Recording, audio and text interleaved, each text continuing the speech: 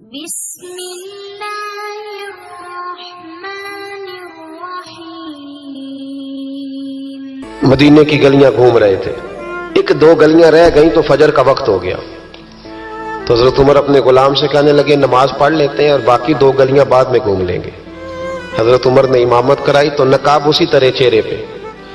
ایک گلی سے گزر رہے تھے تو ایک بوڑھی اماں بیٹھی ہے خیمے میں، بوڑھی کچھ چہرے سے پریشان لگتی ہے تو حضرت عمر غلام سے کہنے لگے اسے پوچھو کیوں پریشان ہے؟ ہمارا تو اپنا ابا پریشان رہتا ہے، ہم پوچھتے نہیں، ہم نہیں پوچھتے۔ ہماری اپنی اماں روتی رہتی ہے کہ چلو دو گھڑیاں رات کو آ کے بیٹھے گا میرے پاس، لیکن وہ آتا ہے 2 درجن کنوں لے کے اور سیدھا اپنے کمرے میں جاتا ہے اور بیگم صاحبہ سے کہتا ہے کہ یہ 6 اماں کو بھی دے آؤ، اس نے کون سا کھانے ہیں؟ تو وہ پلیٹ میں لے کے آتی ہے۔ پھر ماں کا دل ٹوٹتا ہے کہ یہ کمائی تو میری تھی، یہ تو بوٹا میں نے پالا تھا، لیکن یہ کس بیوپاری کے ہاتھ چڑھ گیا؟ ہم تو اپنے ماں باپ کو ٹائم نہیں دیتے، لیکن جب لوگ اللہ سے ڈرتے تھے رویہ کیا تھا؟ حضرت عمر فاروق رضی اللہ تعالیٰ عنہ خادم سے کہنے لگے بوڑھی سے پوچھو۔ تو پوچھا اماں السلام علیکم۔ وعلیکم السلام۔ اماں کیا بات ہے؟ تو اماں کہنے لگی جاؤ دوڑو، تمہیں کیوں بتاؤں، دیہات کی سیدھی سادی بی بی، جاؤ بھاگ جاؤ۔ کہا نہیں اماں مہربانی کرو، اندر تو آنے دو۔ بڑی منت کے بعد اماں مانی۔ عمر فاروق عام آدمی نہیں جس سے دنیا کامتی ہے۔ حضرت عمر اندر گئے، اماں کیوں پریشان ہو؟ تو اماں کہنے لگی تمہیں کیوں بتاؤں، میرا اپنا دکھ ہے، چل اماں بتا دے، تیری مہربانی۔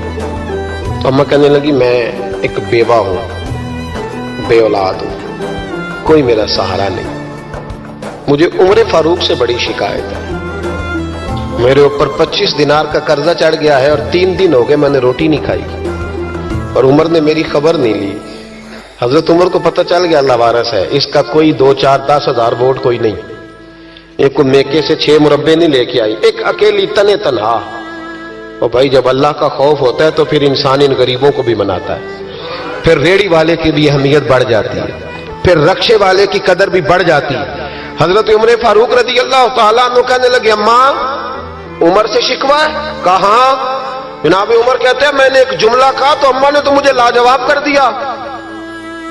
میں نے کہا اماں عمر کو کیا پتا کہ تو بھوکی ہے اور مقروض ہے، اسے کیا خبر؟ تو اماں کہنے لگی کیا کہا تم نے؟ عمر کو خبر نہیں، اسے پتا نہیں؟ تو عمر سے کہو نا چھوڑ دے حکومت، اس کے حوالے کرے جو خبر رکھ سکتا ہے۔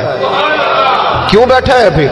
ہمارے حکمران کہتے ہیں ابھی میں صدمے میں ہوں، نکلوں گا تو بات کروں گا، نہ ادھر ادھر کی تو بات کر، یہ بتا کہ قافلہ کیوں لٹا، مجھے رہزنوں سے غرض نہیں، تیری رہبری کا سوال ہے، ہاں تجھے جواب دینا پڑے گا۔ حضرت سیدنا عمر فاروق رضی اللہ تعالیٰ عنہ سے اماں کہنے لگی نہیں خبر رکھ سکتا تو حکومت کیوں کرتا ہے، چھوڑتا کیوں نہیں؟ تو حضرت عمر کہتے ہیں میں کانپنے لگا، دوڑے گئے جناب عمر۔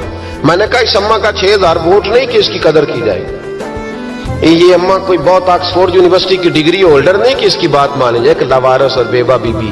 عمر دوڑے گئے، گھر سے اناج کا تھیلا کندھے پہ رکھا، 25 دینار بھی لیے، پکا پکایا کھانا بھی لیا۔ خادم کہنے لگے حضور مجھے دے دے میں اٹھا لیتا ہوں۔ تو حضرت عمر فرمانے لگے چل وعدہ کر قیامت کے دن بھی میرا بوجھ اٹھائے گا؟ کہنے لگا جی نہیں وہاں نہیں اٹھا سکتا۔ فرمایا پھر آج بھی نہ اٹھا، مجھے ہی اٹھانے دے، یہ میرا بوجھ ہے تو مجھے ہی۔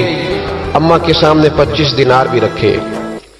پھر اماں کو حضرت فاروق اعظم نے 2 مہینے کا راشن بھی دیا، پھر پکا پکایا کھانا بھی دیا۔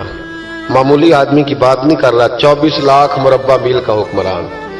حضرت عمر مدینے میں بیٹھ کے کبھی للکار دیں تو کیسر و کسریٰ کی ٹانگیں کانپیں۔ جناب عمر فاروق رضی اللہ کھانا کھلا کے اماں چارپائی پہ تھی تو عمر نیچے بیٹھ گئے، کہنے لگے اماں چل عمر کو معاف کر دے، چل چل جانے دے، کوئی عرض نہیں، بیچارے کو پتہ نہیں چلا۔ تو اماں کہنے لگی تو نے پھر عمر کا ذکر چھیڑ دیا۔ بیٹے میرے گھاؤ بڑے گہرے ہیں،